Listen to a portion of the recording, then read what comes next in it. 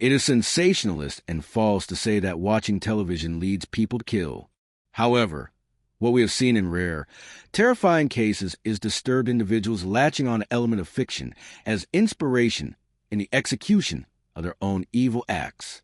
In today's episode, we'll be exploring 2 chilling cases of killers inspired by TV shows. But first, I'd like to thank Hunt a Killer for sponsoring today's episode.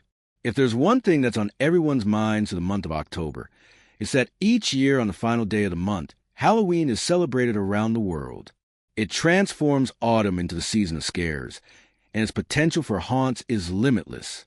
For some of us, however, we wonder how we will keep that spine-chilling charm alive on Halloween night, after years of the same costumes and same traditions. Luckily, we've solved that mystery with a spellbinding game that doesn't require you to stress about a complicated new festivity in the made-for-Halloween masterpiece Hunt a Killer. Once again, returning sponsors of today's video. As a subscription-based interactive sleuthing game, with Hunt a Killer, you'll receive monthly delivery boxes with brand new cases to crack hiding within every single time. Each box includes a unique mystery, letting you escape into a world of clever clues, perplexing puzzles, and the chance to finally solve that murder, keeping you up at night. You won't have to stitch together a last-second detective costume or purchase extra materials, with banks of evidence and audio resources provided for you right to your doorstep. And if in-depth storytelling is more of your vibe, each case features their own original characters, with intriguing backgrounds, assembling a detailed narrative that's far more than just a gruesome crime scene. And whether you take on the hunt by yourself like the hard-boiled private eye, or with a crew of crafty friends, Hunt a Killer can bring people together for the perfectly satisfying Halloween homicide. But not only that, we've found the game to be more engaging than your everyday true crime documentary or blockbuster thriller. As you know, we at Cold Case Detective want to make you, the viewer, feel like an integral part of the cases we cover. And this game does that and more. It makes you the Sherlock Holmes or Agatha Christie, and we haven't received a box that didn't disappoint.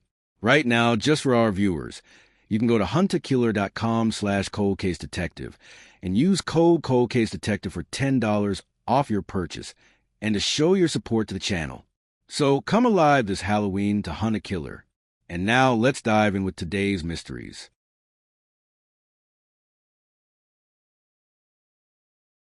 Brittany Dwyer and Bernadette Burns. At 11 a.m. on August 5th, 2016, 19-year-old Brittany Dwyer and her friend, 21-year-old Bernadette Burns, pulled up in front of Dwyer's grandfather's house in Adelaide, Australia. The pair had traveled from Queensland with a plan to steal 81-year-old Robert Whitwell's life savings, which he kept at his home because he didn't trust banks.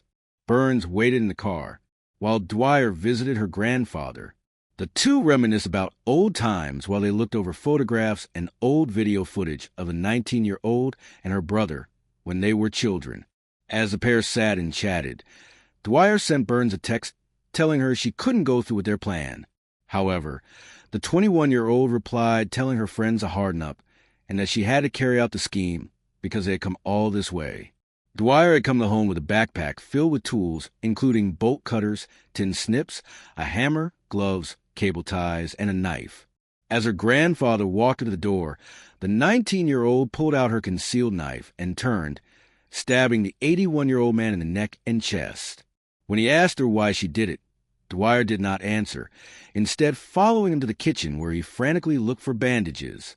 As Robert slumped into a kitchen chair and bled out, the 19-year-old began washing his dishes. After his death, Dwyer gathered $1,000 in cash, which he found in his house, and stole 2 digital cameras. She was unable to locate the $110,000 in savings, which unbeknownst to the young woman was kept in his shed. Following the theft, Dwyer and Burns returned to Queensland. 3 days later, Robert's body was found, and an anonymous tip-off in the days following the discovery led police straight to the 2 young women. News coverage of the case revealed to the public that Dwyer had suffered a downward spiral since her teens. Her mother, whose father was Robert Whitwell, told the media about how her daughter had gone from a bubbly child to a sullen teenager who was obsessed with graveyards, knives, and other macabre things. In her teen years, she began having issues with drug and alcohol abuse. and was diagnosed with borderline personality disorder. She also had struggled with self-harm and had anger problems. Meanwhile, Bernadette Burns had reportedly been struck in a self-destructive cycle for some time after losing custody of her young daughter. At a pre-trial hearing in 2017, Dwyer's lawyer claimed that the American anthology horror show, American Horror Story, was to blame, saying that aspect of it is very trouble. The popular series explores humankind's capacity for evil and general obsession with crime and murder. He added that the show's influence, combined with Dwyer's young age, were reasons for the jury to grant the young woman leniency. However, the judge stated that Dwyer was motivated by greed and an unnatural interest with violence and seeing people die. Additionally, this was not the first time that Dwyer had attempted to steal her grandfather's savings. In April of 2016, she and a friend named Shelby Holmes drove to his home to visit. Holmes told Dwyer that he was lovely via text, and the 19-year-old replied, "He is very lovely. Don't get attached to him. He might have to die." The pair returned to the house the following day, but failed in their attempt to rob the elderly man, getting spooked by a sensor light, multiple barking dogs, and a nearby neighbor. At some point before her sentencing, Dwyer told a psychiatrist that Robert may have molested her as a child, but she wasn't sure if her memories were real or not. She appeared to use this as a defense for her actions, but these claims were dismissed by the court, who felt that due to the lack of evidence and the fact that the claims had emerged so last minute, they were not reliable. Her mother also denied the accusations. Both Dwyer and Burns pled guilty to murder. Dwyer's mother and brother asked that she be given the maximum penalty for her crime. She has been given a life sentence that includes 20.5 years without parole, plus 6 months for home invasion. Meanwhile, Burns has also received life imprisonment, although she will be eligible for parole after 13.5 years. As she is a New Zealand national, she may be possibly deported after her release. Shelby Holmes, who originally attempted to steal Robert's money with Dwyer, was charged with trespassing and handed a 17-month suspended sentence. Robert was described by loved ones as a great man who loved his family. When speaking about the crime, his daughter, Dwyer's mother, has said, "I feel like I am drowning in life." And there you have the facts. Please leave a comment down below with your own theories and speculations. And remember to like this video and subscribe to support the channel. You can also support us on Patreon for as little as $2 each month. Thank you for watching. Stay alert, stay safe, and I'll see you next time. Stephen Miles. Described as a chilling, blood-curdling attack, the murder of 17-year-old Elizabeth Thomas by her 16-year-old boyfriend Stephen Miles was a crime that sent shockwaves to the small community of Oxted, a quiet town of around 11,000 people, in Surrey, England. At around 2:35 p.m. on January 24th of 2014, Elizabeth and Miles left Oxford School in Blue House Lane and headed back to the 16-year-old's home on Amy Road. The couple had met in their shared politics class and had begun dating towards the end of 2013. They had been together for 3 months, and Elizabeth told her friends that Miles was difficult to date, mostly because of his autism diagnosis.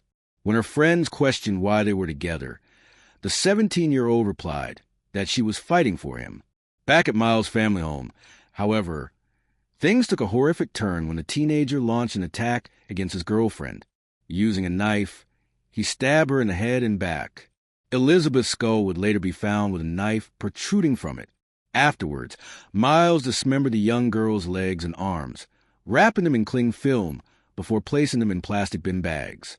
Next, using saws and tools from his father's tree surgery business, Miles cut up the remainder of Elizabeth's body, which he covered in a plastic sheet.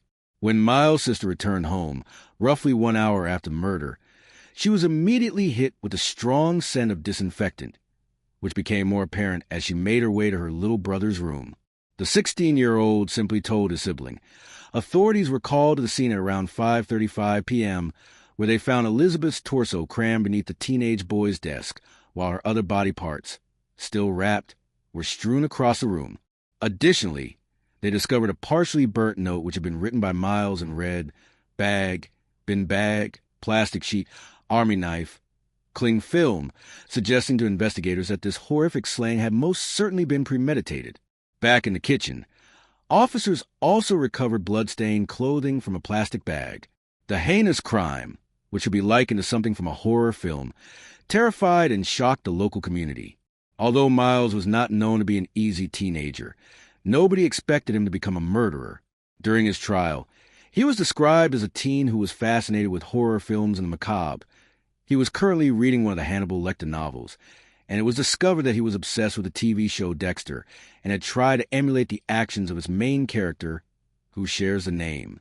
The hit U.S. show is based on the novel Darkly Dreaming Dexter by Jeff Lindsay and follows the story of a bloodstained pattern analyst who moonlights as a serial killer, often targeting other killers, or those who have otherwise slipped through the cracks of the United States justice system.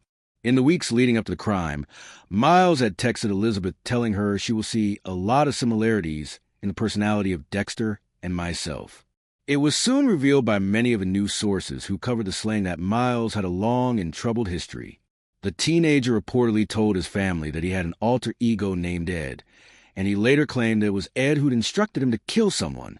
Additionally, he told family that Elizabeth was Ed's project. A few years prior, in 2012, he was referred to mental health services as he was struggling with self-harm. During this time, he told a psychotherapist about Ed, but this was diagnosed as anxiety and part as autism. He was never considered to be suffering from psychosis. It was also discovered during the investigation that Miles had been violent before. An ex-girlfriend told authorities about how he described how he was going to kill someone and that he'd once tried to strangle her. She reported that the teenager laughed as he did so and that he had a lot of strength. When she told him she couldn't breathe, he replied, after the crime, Miles was seen by 5 psychiatrists, 2 neurologists, and 1 psychologist, all of whom agreed that he was well enough that he could not use the defense of diminished responsibility. While their experts noted that the 16-year-old also had elements of narcissistic personality disorder and anxiety, but that none of these conditions were fully developed and, again, would not hinder his responsibility. Stephen Miles was sentenced at Guilford Crown Court and was given 25 years for the murder of Elizabeth Thomas. His defense had argued during the trial that Miles was inspired by his idol Dexter, and that the case is a sad testament to the perils of how young people can become entrenched in modern TV blockbusters involving violence, which shockingly led to a copycat killing in real life. The judge, Christopher Critchlow, said that he would have given Miles a whole life term if he was an adult. However, as he was 16 at the time, he was not allowed to pass that sentence. Elizabeth's family described her as a kind, caring, loving, and gentle girl. She grew up in West Wickham in southeast London and was studying at Oxford School for her A-levels at the time of her death. Her loved ones added that the house is so quiet without her and that their sadness will last forever.